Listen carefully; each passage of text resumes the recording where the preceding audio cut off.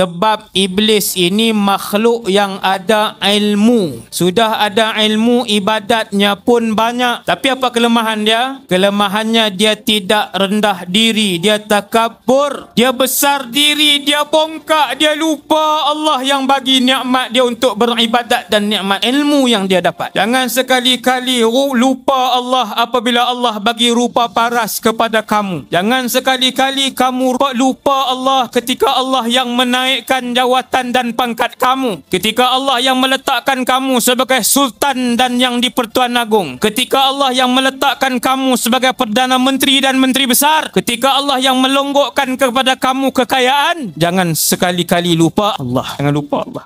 Allah yang bagi, Allah yang pinjamkan jawatan, Allah yang pinjamkan kekayaan, Allah yang pinjamkan kemasyhuran, Allah yang muliakan kamu sehingga bila kamu berjalan di atas kapet merah dan kapet kuning, kita semua milik Allah. Maka iblis kata, wahai Allah, jangan mati-matikan aku sampai kiamat. Dia tak minta sampai bila-bila, sebab dia tahu apabila Israfil tiupkan sangkakala yang pertama, tidak berbaki seorang manusia, tidak ada satu binatang pun yang akan bernafas di atas muka bumi Allah ini. Semua mati.